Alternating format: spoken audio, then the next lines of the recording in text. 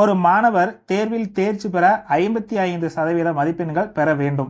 அவர் 120 மதிப்பெண்கள் பெற்று 78 மதிப்பெண்கள் வித்தியாசத்தில் தோல்வியடைந்தார் எனில் தேர்வுக்கான மொத்த மதிப்பெண்கள் என்ன? அப்போ மொத்த மார்க் என்னன்னு கேட்குறாங்களா? இப்போ 120ம் 78ம் நீங்கள் கூட்டிக்கோங்க.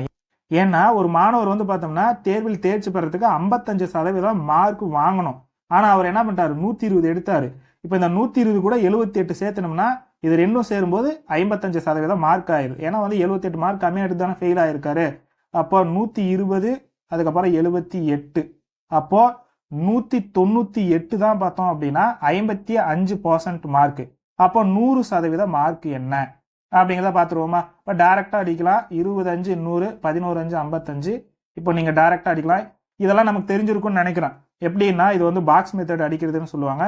இப்படி இருக்கு அப்படின்னா நீங்கள் டைரெக்டாக இப்படி அடிச்சுக்கலாம். சரிங்களா?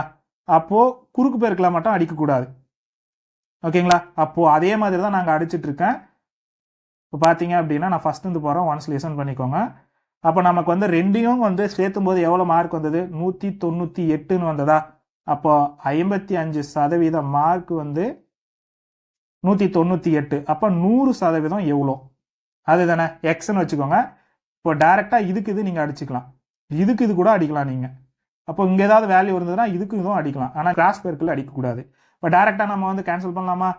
25 100 11 5 55. இப்போது இந்த 11 எடுத்துங்க அடிக்கலாமா? ஓர் 11 11, மீதி 8 இருக்கும். 8 11 88. இந்த 0வை கான்செப்டில் வைக்காதீங்க, லாஸ்ட்டில் சேர்த்துக்கலாம். 2 18 36 ப்ளஸ் 0 ஒன்று சேர்த்துக்கோங்க. அப்போ மொத்தமாக எவ்வளோ ஆச்சுங்க? 360 மார்க்கா? Option A. இவ்வளோ தான் இந்த கொஸ்டினுக்கான ஆன்சர். 360 தான்.